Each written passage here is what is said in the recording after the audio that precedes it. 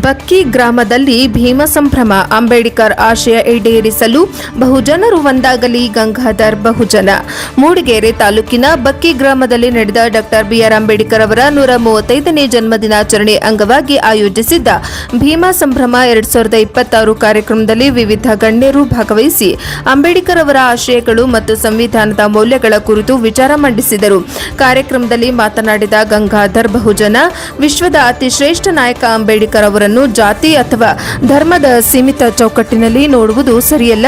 ದೇಶದ ಎಲ್ಲ ಜಾತಿ, ಬಡವರು ಹಾಗೂ ಮಹಿಳೆಯರಿಗೆ ಉತ್ತಮ ಬದುಕು ರೂಪಿಸಲು ಅವರು ತಮ್ಮ ಜೀವನವನ್ನೇ ಸಮರ್ಪಿಸಿದ್ದಾರೆ. ಅವರು ಸಂವಿಧಾನದ ಆಶಯಗಳನ್ನು ಈಡೇರಿಸುವ ಜವಾಬ್ದಾರಿ ದೇಶದ ಬಹುಜನರ ಮೇಲಿದೆ ಎಂದು ಹೇಳಿದರು.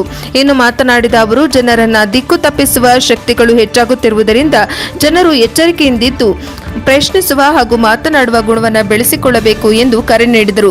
ಕಾರ್ಯಕ್ರಮವನ್ನು ಉದ್ಘಾಟಿಸಿ ಮಾತನಾಡಿದ ಮಾಜಿ ಸಚಿವೆ ಮೋಟಮ್ಮ, ಮಲೆನಾಡಿನಲ್ಲಿ ಸುಗ್ಗಿ ಹಬ್ಬಗಳು ಹೇಗೆ ಆಚರಿಸಲಾಗುತ್ತವೆಯೋ ಅದೇ ರೀತಿ ಅಂಬೇಡ್ಕರ್ ಜಯಂತಿಯು ಜನರ ಹಬ್ಬವಾಗಿ ಬೆಳೆಯಬೇಕು ಎಂದರು. ಈ ಸಂದರ್ಭದಲ್ಲಿ ಬಿಬಿ ನಿಂಗಯ್ಯ ಹಾಗೂ ಎಂಪಿ ಕುಮಾರಸ್ವಾಮಿ ಕಾರ್ಯಕ್ರಮ ಉದ್ದೇಶಿಸಿ ಮಾತನಾಡಿದರು. ಎಸ್ಎಸ್ಎಲ್ಸಿ ಮತ್ತು ಪಿಯುಸಿ ಪರೀಕ್ಷೆಯಲ್ಲಿ ಹೆಚ್ಚು ಅಂಕ ಪಡೆದ ವಿದ್ಯಾರ್ಥಿಗಳು ಹಾಗೂ ವಿವಿಧ ಕ್ಷೇತ್ರಗಳಲ್ಲಿ ಸಾಧನೆ ಮಾಡಿದ ಗಣ್ಯರನ್ನು ಸನ್ಮಾನಿಸಲಾಯಿತು. ಕಾರ್ಯಕ್ರಮದ ಅಧ್ಯಕ್ಷತೆಯನ್ನು ಸುಮಿತ್ರಾ ಕುಮಾರ್ ವಹಿಸಿದ್ದರು. ಕಾರ್ಯಕ್ರಮದಲ್ಲಿ BS Jayaram Gowdar, Anukumar P, Zakir Hussain, Tripura Subrahmanya, Shankar Bettageri, Raghu Pattaduru, Ramesh LB, Manjunath PK, Siddesh, Chandrashekar, Savitri MB, Lokesh BK, Ravi BJ, Devaraj Kumar, Adarsha, Avin, Sampath, Sumavathi, Subrahmanya, Prasad Bakki ಸೇರಿದಂತೆ ಹಲವರು ಉಪಸ್ಥಿತರಿದ್ದರು.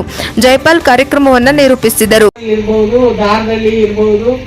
ದೊಡ್ಡ ದೊಡ್ಡ ಕಾನೂನುಗಳಿದ್ದಾವೆ, ಆದ್ರೆ ಓದಿರೋರು ಎಷ್ಟು ಜನ, ಬೇರೆ ಬೇರೆ ಕ್ಷೇತ್ರದಲ್ಲಿ ಮುಂದುವರೆದಿರೋದು ಎಷ್ಟು ಜನ ಅಂತ ನಾವು ಯೋಚನೆ ಮಾಡಿದ್ರೆ ಬೆರಳಿಕೆಯವರು. ನಾನೀಗ ಬಂದಾಗ ಒಂದಷ್ಟು ಹೆಣ್ಮಕ್ಳನ್ನ ನನ್ನ ರಿಸೀವ್ ಮಾಡೋದು, ನಾ ಹೇಳಿದೆ ಎಲ್ಲ ಓದ್ತಿದ್ದೀರಾ ಅಂದೆ. ಹೌದು ಓದ್ತಿದ್ದೀವಿ, ಕೆಲಸದಲ್ಲಿ ಇದ್ದೀವಿ ಅಂತ ಒಂದು ಹೆಣ್ಮಗಳು ಹೇಳಿದ್ರು. ಪರವಾಗಿಲ್ಲ, ನಿನಗೆ ನಾನು ವಿಶೇಷವಾಗಿ ಕಂಗ್ರ್ಯಾಚುಲೇಟ್ ಮಾಡ್ತೀನಿ. ಏನು ಕೆಲಸದಲ್ಲಿ ಇದೆಯಾ ನನಗೆ ಗೊತ್ತಿಲ್ಲ, ನರ್ಸ್ ಆಗು, ಟೀಚರ್ ಆಗು, ಅಂಗನವಾಡಿ ಟೀಚರೇ ಆಗು, ಸಾಕು, ಏನಂತೆ. ಎಲ್ಲ ಮಕ್ಕಳಿಗೂ ಪ್ರತಿಯೊಬ್ಬರಿಗೂ ಗೊತ್ತು ಅಂಬೇಡ್ಕರ್ ಅಂತ.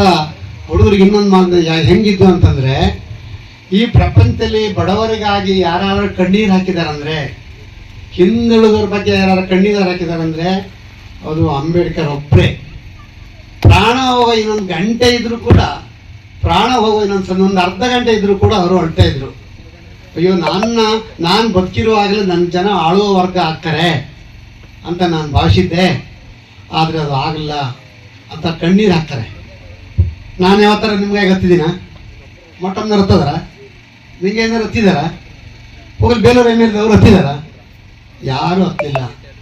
ಇಡೀ 18% ಮೀಸಲಾತಿ ಬಂದವರು, SC ಮೀಸಲಾತಿ ಪಡೆದ ಜನ ಯಾರು ಕೂಡ ನನ್ನ ಜನ ಹಿಂದುಳಿದರಂತ ಯಾರು ಕಣ್ಣೀರು ಹಾಕಲಿಲ್ಲ. ಅಂಬೇಡ್ಕರ್ ಒಬ್ಬರೇ ನಮ್ಮ ಜನ ಹಿಂದೆ ಬಿದ್ದರಲ್ಲ, ಅಧಿಕಾರಕ್ಕೆ ಬರಲ್ಲ ಅಂತೇಳಿ ಕಣ್ಣೀರು ಹಾಕಿದ್ದವ್ರೊಬ್ಬರೇ. ಇದು ನಿಮ್ಮ ತಲೆ ಒಳಗೆ ಅಚ್ಚಾಗಿ ಉಳಿದಿರ್ಬೇಕು. ಆ ಥರದನ್ನು ಬರಲಿ ಅಂತ ಬಯಸ್ಬೇಕು. ಆ ಥರದನ್ನು ಇದಾರ ಅಂತ ನೀವು ಸರ್ಚ್ ಮಾಡಿ ನೋಡಬೇಕು. ಅದು ನನ್ನ ಒಂದು ಕಳಕಳಿ, ನಿಮ್ಮ ಕೈ ಬಿಗಿದು ಕೇಳಿದಂಥ ಮನವಿ. ಆ ರೀತಿ ನಾವೆಲ್ಲ ಆಗಬೇಕು. ಹಿಂದುಳಿದ ವರ್ಗದನ್ನೆಲ್ಲ ಮೇಲೆತ್ತುವಂಥ, ಯಾರೇ ವರ್ಗ ಆಗಿರಲಿ ಮೇಲುವಂತ ಎತ್ತುವಂಥ ಪ್ರಯತ್ನದಲ್ಲಿ ನಾವು ಸಾಗಬೇಕು ಅಂತ ನಾನು ಹೇಳಲಿಕ್ಕೆ ಇಷ್ಟಪಡ್ತೀನಿ. ಊರುಗಳಿಂದ ಬಹಿಷ್ಕರಿಸಿ ಕೇರಿಗಳಲ್ಲಿ ವಾಸ ಮಾಡ್ತಿರ್ತಕ್ಕಂಥ ಕೇರಿಯ ಜನ ಅಂದ್ರೆ ಅಸ್ಪೃಶ್ಯ ಜನಾಂಗ, ಒಳಮಾದಿಗ ಜನಾಂಗ ಏನಿದ್ದಾರೆ. ಸೊ ಈ ಒಂದು ಬಹಿಷ್ಕರಿಸಲ್ಪಟ್ಟ ಸಮಾಜಕ್ಕೆ ನಾನು ಏನಾದರೂ ಒಂದು ಮಾಡಬೇಕು ಅಂತೇಳಿ ಹೋರಾಟವನ್ನು ಮಾಡ್ತಾರೆ.